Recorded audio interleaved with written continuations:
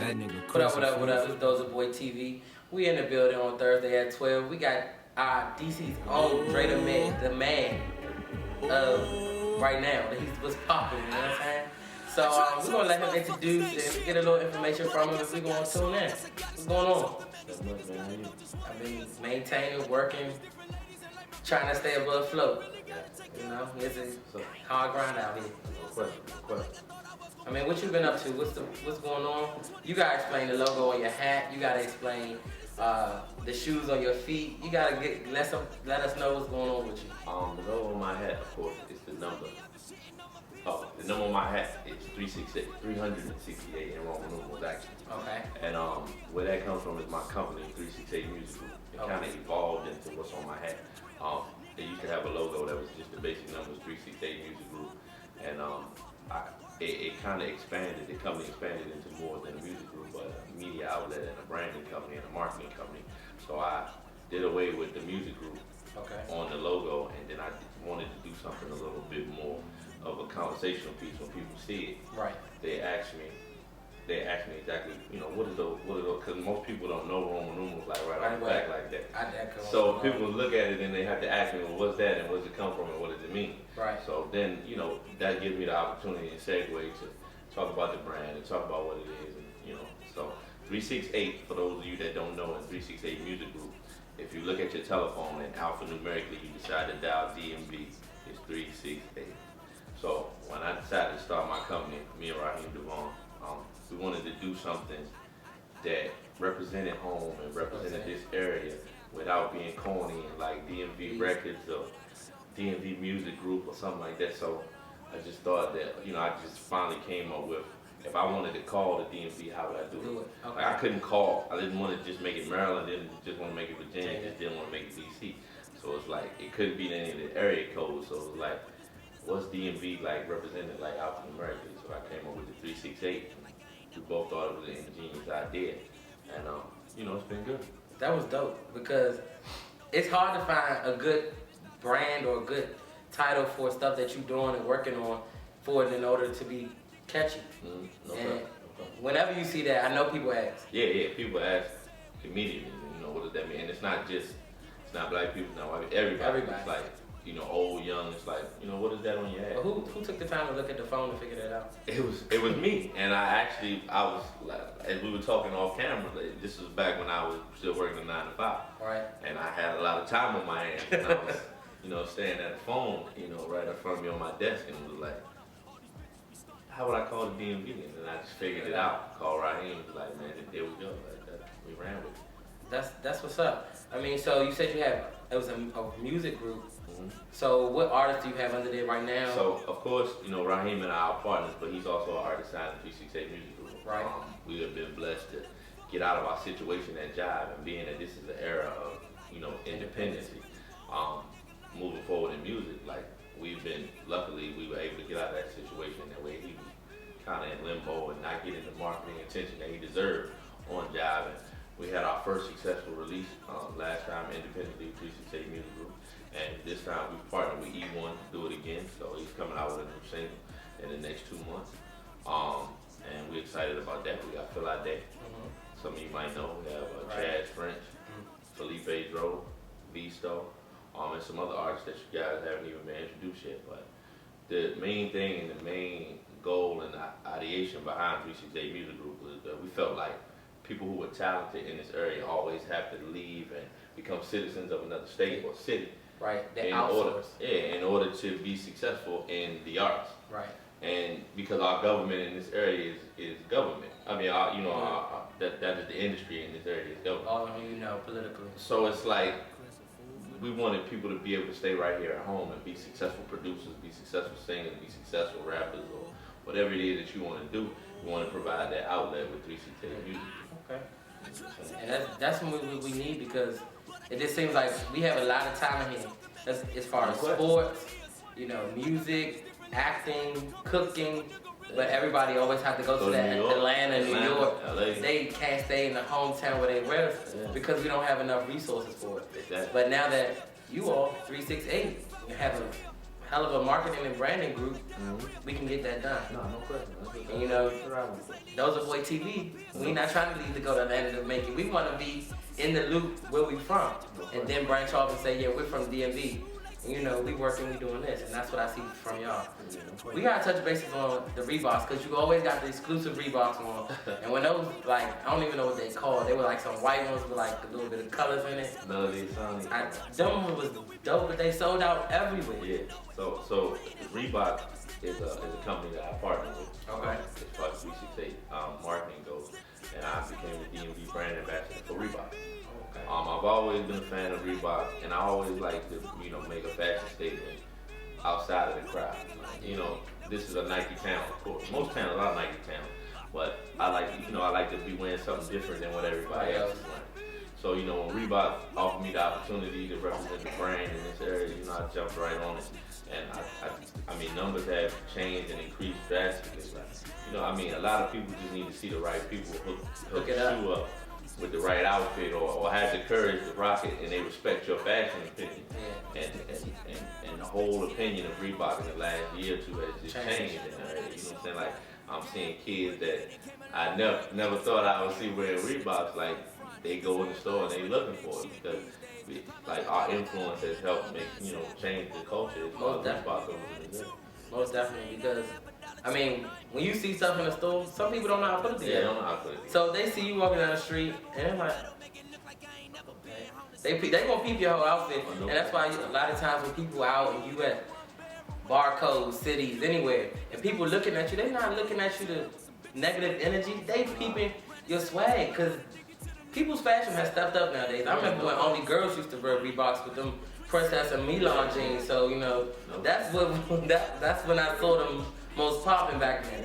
But now they're coming out with this, like, you know, these, the other ones we just discussing, and it helps people stand out. Yeah, and I mean, Reebok has a lot of dope products that people don't even really get to see sometimes in the urban community, because of course Reebok was a British-based company. Right. And they do a lot of the exclusive releases overseas that never even make it. But some, like me and some of the other brand ambassadors around the country have been, you know, we've been doing a lot of think tanking with the company and showing them what the urban community is into now, and showing them that fashion has spanned across different barriers. Like, sometimes some of the fashion that they thought appeals to the urban community would appeal to not only suburban community but the urban community as well. Because it's like, just like music has transcended across races, across, you know, age barriers and all that, fashion has done the same thing. You know what I'm saying? Like, a lot of people, you know, color and age is mattering less every day. You know I see that.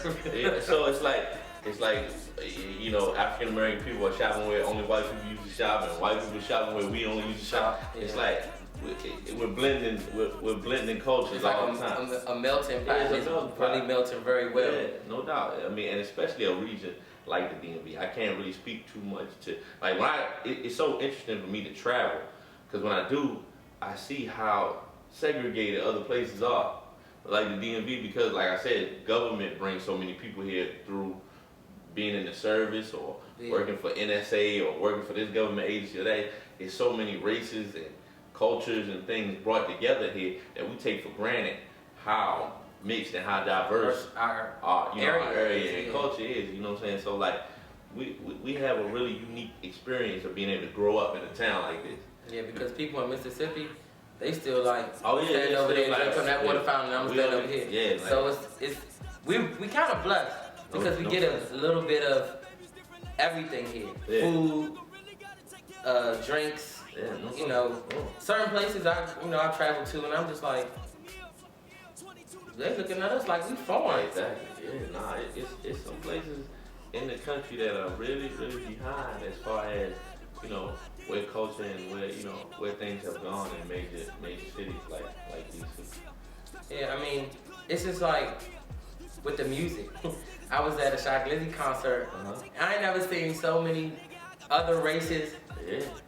They was more hyped than we were. Okay. And I'm like, I was like, okay, I'm with y'all. Let's turn up. You know what I'm saying? I like to go to places where I can be ratchet and still have culture. And that's what I felt like that day. And you know, the internet has definitely been the pathway to stuff like that. Yeah. Because, you know, like once you open the internet, of course you want to go see the information that you're not privy to seeing on a daily basis. Right. So those suburban kids they're not privy to walking outside and seeing what's going on in the hood. So they get on the internet to see who's telling the story of what it's like in the hood, and you have your Young Thugs and your Shy Glizzies and those kids who come out of the inner city that, you know, talk about growing up in those environments, and they cling to it because it's unfamiliar. It's exciting to them. It's they like to live by. There's another side. Yeah, no, but they like to live by. I don't just gotta wear these what they uniforms. talk about, and I mean, and it's like you notice it in the mediums which they read. Like you notice in the Pitchfork and Vader, the more ratchet the artist, the more support they get on those types of mediums, and it's crazy to me. Like I'm like, that's wild. Like because I've noticed like an artist like a Phil Day, because I deal with pitching different types of artists all the time. So a Raheem or a Phil Day, when I'm pitching them to a medium like a Pitchfork or a Vader, that's a tough sell to them. Yeah, because when I come at them with something hood and ratchet, like or even just wild, just totally like off the like Chad Prince, for instance. Vice, different. He be talking in those type different of voices and doing all. Yeah, that's a sales pitch stuff.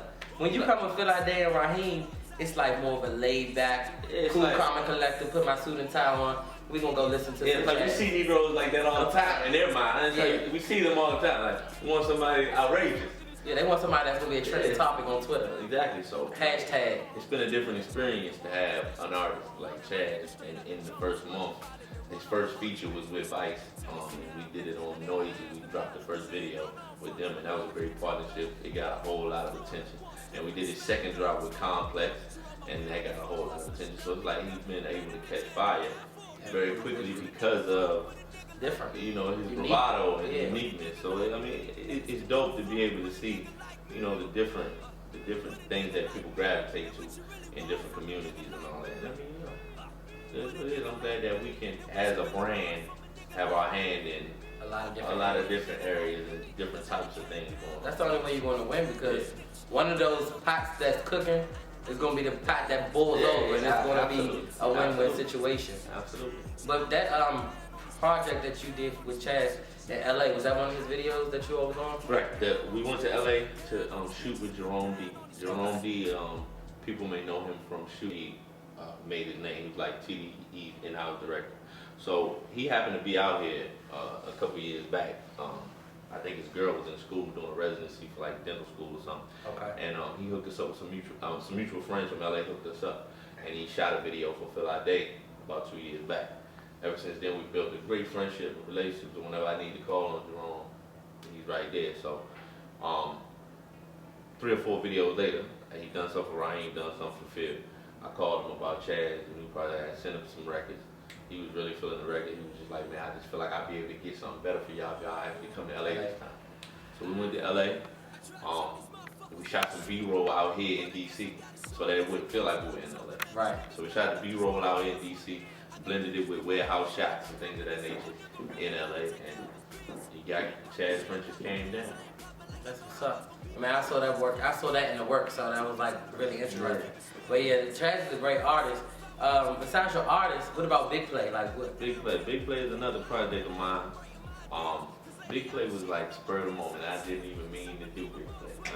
I mean, I meant to do it, but it was just like it came about sporadically. I never had a goal or dream to be a restaurateur or any of that. But I've always been a serial entrepreneur, meaning that if I see an opportunity where I feel like, you know, it could be a good brand built, I can capitalize, I want it. So I actually graduated from the University of Maryland. Okay. Big Play is located, of course, as you may know, right across the street from the campus. So I knew the lay of the land out there, and I actually had the location that we're in. It used to be a pizzeria. Okay. So I knew about the pizzeria, knew where it was. I actually used to stay right across the street from it. So who's one of my partners now, he asked me to come check out the spot. He knew it was for sale. Mm-hmm. So we found out it was for sale. We negotiated a good price, man, and the next thing you knew, we had the location. So once we had the location, we had to figure out what we were going to do with it. Like, I didn't know if I wanted to be a sports bar. I didn't know what theme I wanted to do, but I wanted to make it something repeatable. Right. So at first I was gonna call it the Shell to play off the University of Maryland's turf. Right. But then I decided that's not repeatable. I can't do the Shell at Towson or at George Mason. Right. I need something that I can take anywhere. Worldwide, yeah. So I thought to myself, like, if I got a sport, if I'm in sports, no matter what sport, what's universal. So no matter what sport you're in, whether it's soccer, basketball, football, baseball, every time it's a highlight, it's a big play. Right. Okay. So, there it was, Big Play Sports Grid. There you go, coming up with another great concept. I mean, fortunately, I have a knack for that, or a talent for that. Like, that's my thing, is like putting a name with something and building a brand that actually we can stand by, that people, that's catchy and people can, stand behind it and levitate towards it. And, we've made it, 3 years at Big Play, and, most restaurants don't make it out of there first. Yeah. You know what I'm saying? I can't say that it's been easy. And the brunch is good, though.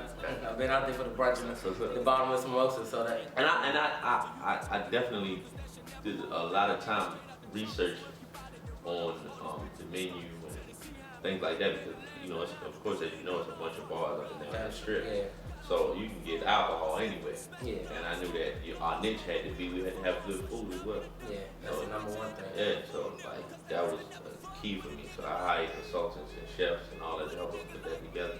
And that's definitely been a staple. Like, people have been all over Yelp about, the cuisine. Like, they wouldn't expect that, No, I didn't either. Because like when you hear Big Play, you're like a sports bar, so yeah. your traditional wings, appetizers. Right. When I went, I was like, chicken and waffles. Oh, we got different styles of wings. It's like, you might feel like you're in a little, like, 5-4-star restaurant a little bit with the menu choices that you have on there. So that was a good look. I'm a foodie myself, so I like to eat very well. As you can tell, I am too. So, I like to cook too. So that's why I was like, I'm very particular where I eat. So when I was able to come there and enjoy myself and have good drinks, it's always a nice time for me. So, I feel like we filled in a lot of stuff with Dre the Med here. Y'all remember 368 Roman numerals on the hat? I need to get one. I need a shirt. When I become a photo shoot, I might have to go ahead and sport that.